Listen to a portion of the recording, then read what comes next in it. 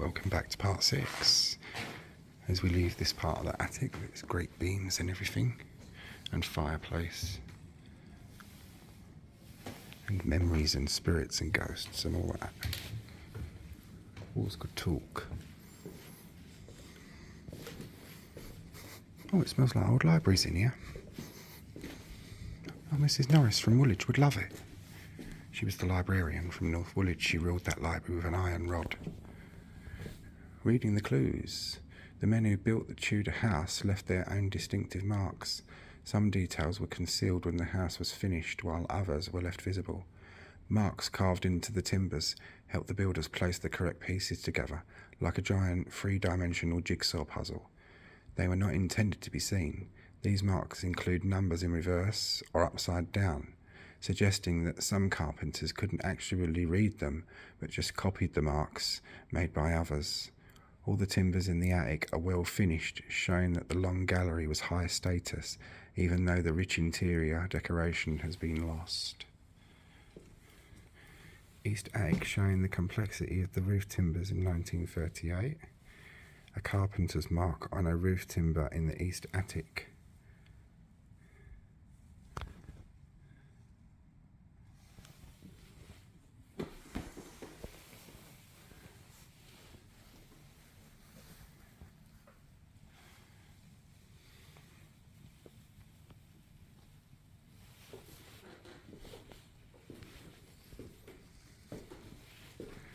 A long gallery.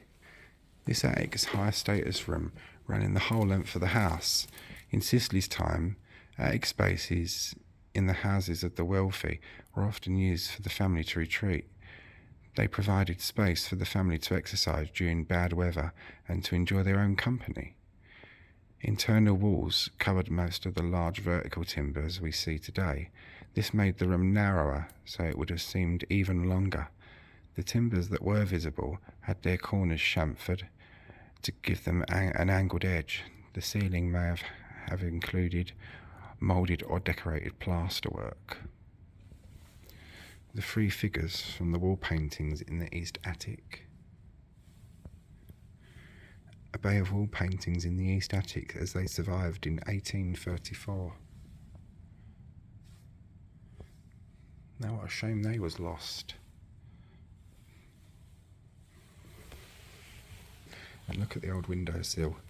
Just think that Mr. Sisley and Mrs. Sisley and the children would have often stood here with their hand on the windowsill looking out, waiting for the weather to improve.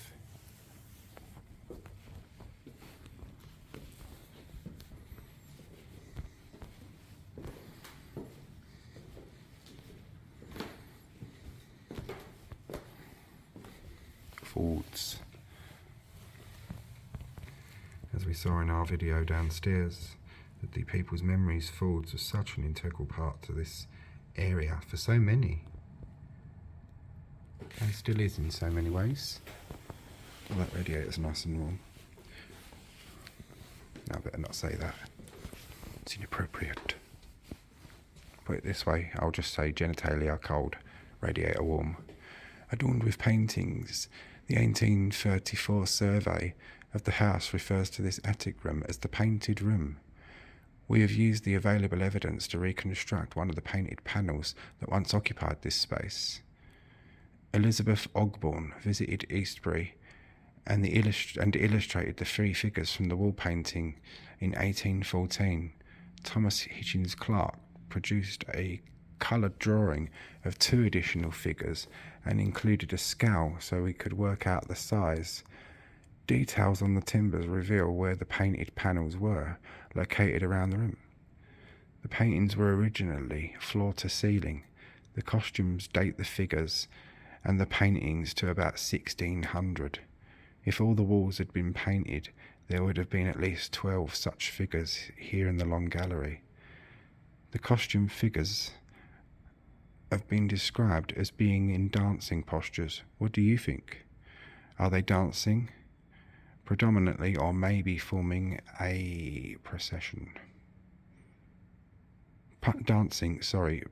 Promenading, not predominantly, or maybe forming a procession.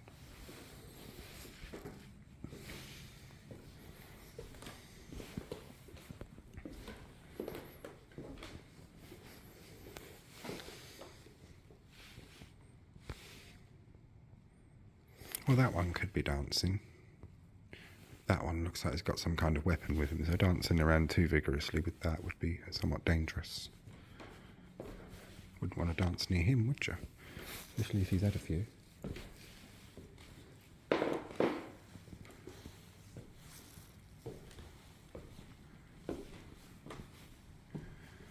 From ruins to reconstruction. Oh, this staircase was used by the Sisley family. It linked the private rooms in the central and eastern wings of the house. Originally, the turret matched the surviving west turret. At the top, there was a viewing platform with 6 windows. Clement Sisley would have taken his guests there to enjoy the view looking out over his lands. The Thameside marshes, Barking Creek, and the hills of Kent to the south, farmland Barking Town, and London skyline to the west. Farmland and Hainault Forest to the north, Dagenham Village and Essex countryside to the east. We do not know why or when the original stair turret collapsed. Written records and illustrations reveal that the upper section collapsed in about 1814. A drawing published in 1834 shows that by then the tower had fallen down completely. In 2009, a new timber-clad structure was built to enclose the stairs. You can now move around the house as Clement Sisley originally intended. The south view of the house in 1815, hidden behind the tree, the stair turret has partially collapsed by this date. And this is the newer one. You know what we came up by?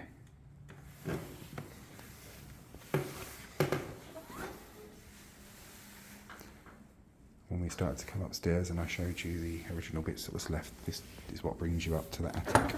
What I wanted to use, particularly the old stair turret, because, well, why not? It's old.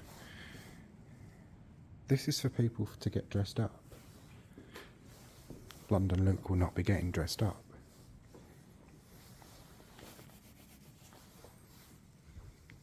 All dressed up. Imagine life without elastic zips and Velcro. Getting dressed up in the Sisley household could be a time-consuming process. Ladies' corsets or stays and men's underpants or trousers had to be laced up by long drawstrings. Neck ruffs worn by both sexes were either tied by ribbons or held in place with dozens of fancy pins. No respectable Tudor lady wore knickers, not even the Queen. Shifts or long skirts were worn beneath layers of skirts. Layers of skirts were the main items of ladies' underwear. Children were dressed as little adults. After babyhood, children wore miniature versions of adult fashions, so they had to learn how to tie knots and bows quickly. Shoes were less of a problem, as the left and right shoe were identical, if not a little uncomfortable. That's another interesting thing. In those, we have left and right shoes with the bit that turns in there. You didn't have that in those days. You had just 2 straight shoes, and you would have to break them into your own feet. Getting dressed up in the Tudor way. Use these pictures to help you get dressed as a Tudor man or woman. All the costumes are numbered, so make sure you get dressed in the correct order. And girls, don't forget your bum roll.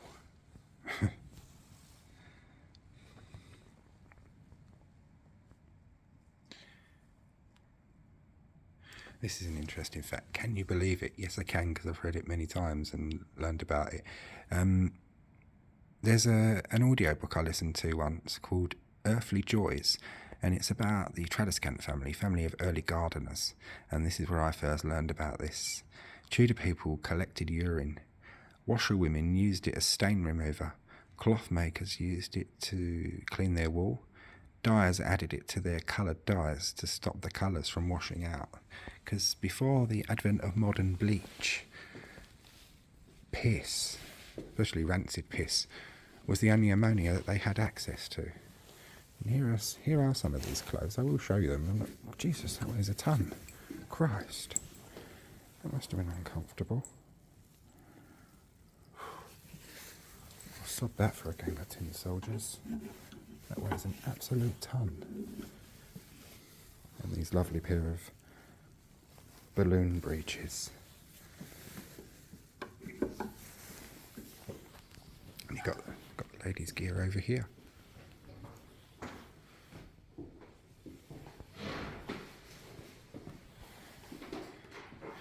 If you bring your kids with you, it's brilliant because there's a lot of interactive hands-on stuff that kids would like.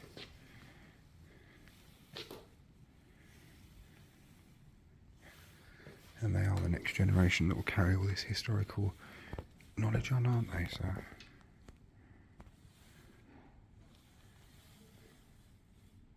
get them interested young. I think that's what my lot did with me, and it's a hobby and passion that will probably stay with me for life. History. So my dad was a London cabbie, so he took us to some fantastic places when I was a kid. We had some nice holidays abroad and went to some interesting places. Always liked history. This looks down into the family's private garden. Once we finish the attic spaces and that, we'll be going there.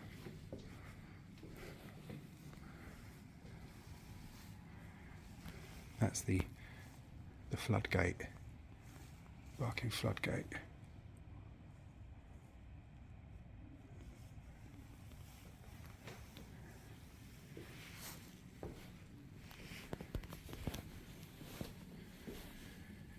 Tudor Taste Sensations. It is likely that the Eastbury estate was almost totally self-sufficient for food. Certainly everything needed for a balanced and healthy diet could be sourced locally. Fruit and vegetables and herbs, nuts, meat, eggs and grain for flour were all homegrown or gathered in the wild on the estate. The estate had its own rabbit warrens and a dovecot to provide additional meat for the table. It provided a fish pond for fresh fish too. The servants would have stopped at Barking weekly market for other food, such as preserved fish and exotic spices. Poor Clement Sisley died without ever tasting chips. Potatoes were brought to Britain from South America in 1580, 2 years after his death. Most food was eaten fresh when it was in season, but some was preserved and stored. Herbs and some vegetables, such as peas and beans, were dried for storage. Fish and meat could be preserved in salt. Milk, including sheep's milk, was made into cheese. Some foods were placed in barrels and stored in Eastbury's cool, dark cellars. The marketplace at Barking at the end of 1500.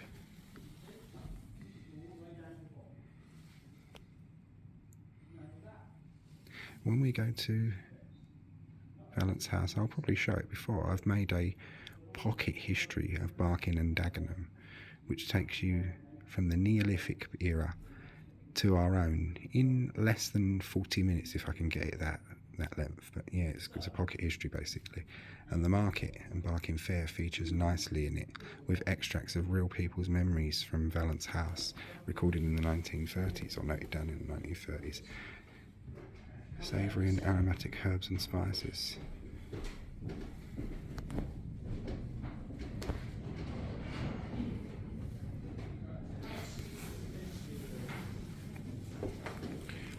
Some of today's basic foods were unknown to Tudor families.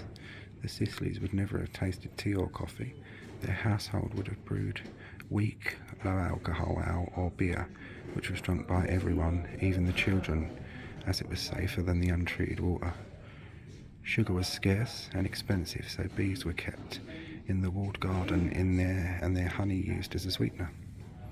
Eastbury's bees were kept in wickerwork beehives, skeps, placed in one of the 8 bee holes within the walls of the walled garden, which is what I said to you about in the outside scenes.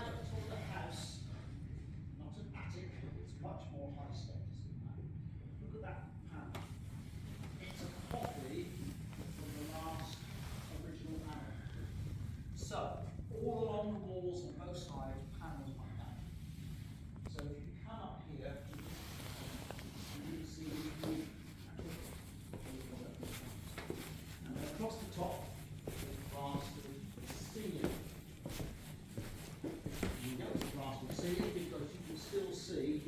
path was seeped into the wood. The other's curved. This is another house, but of the same shape. So this one probably looks very similar.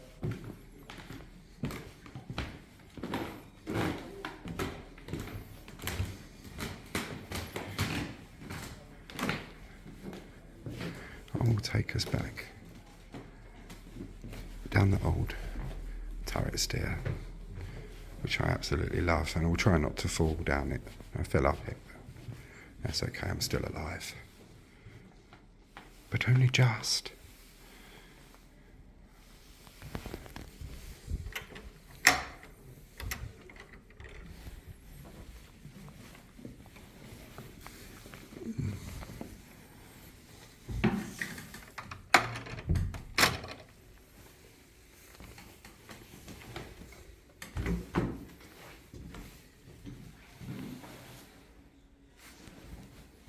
Yeah, love this.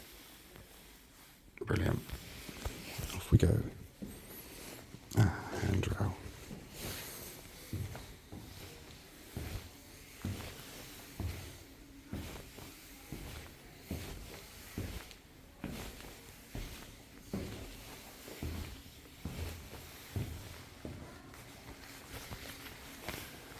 Look at that, look at those iron nails.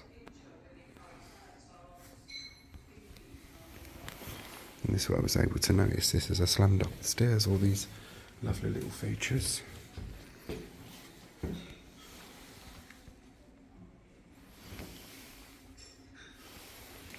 It was one of these ones that got me, I don't know which, but should be punished for such wickedness.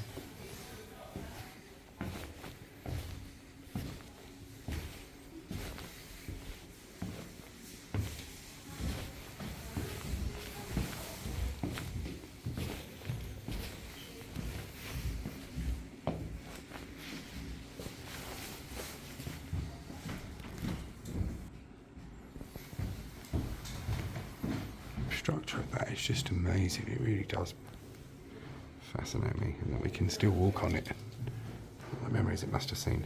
Now I'll take you out to one of the little courtyard gardens. Not the main one.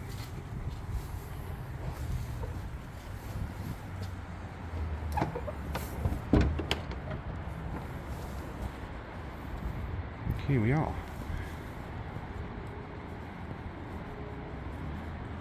One of the little courtyard gardens.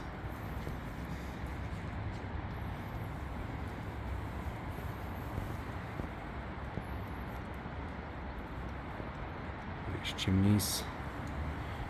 And this is what you can see. Look, the Heritage Fund replaced the turret. This is original. This one here. And this is what replaced. The South Face of Eastbury. Turrets and chimney stacks. You are standing within the courtyard to the rear of the house, which was originally graced with two matching brick turrets. The quality of the brickwork and the massive chimneys impress. Although the right-hand tower has fallen down by 1814, it is still shown in some illustrations drawn after that date to recreate the original balanced appearance. Fresh water for the house was drawn from the courtyard, where the cherry tree now stands. A map of 1864 marks the pump here. Before the pump, there would have been a well. Before the neighbouring houses were built in the 1920s, the land beyond the courtyard wall dropped away to the River Thames. All the land was part of Eastbury's estate, including the farmyard, and great barn and pastures and marshes for grazing.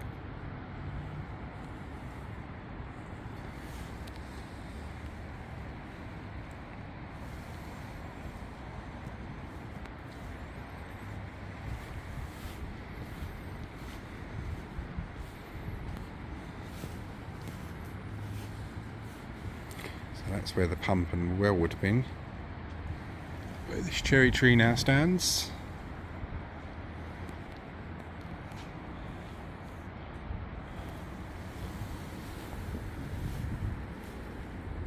Don't know what that is, to be honest with you.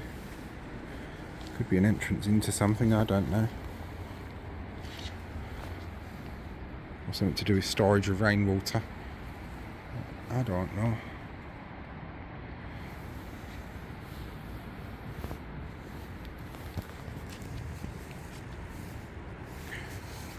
This is what I wanted to show you just before we leave, because we're going to the main garden in a minute. You know when we first started in part 1 and I said I want to walk you around the back for a deliberate reason? Oh, nearly fell over again.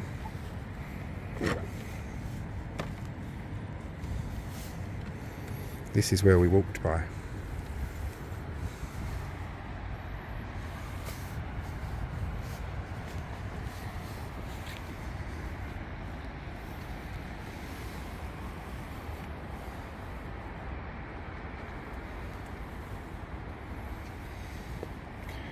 And the land would have dropped right down to the Thames back in those days. We shall go back in.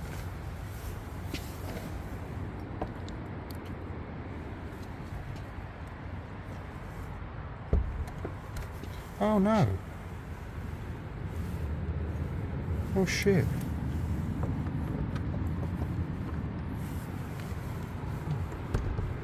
Keep that shut. Keep that quiet. Right, now join me for our last part of the house, where we're going to have a look at the back garden, the main one, the Sisley's family garden. Then we'll have some more exterior views of the front of the house and their little knot garden. So as we go back through here, join me for the next part.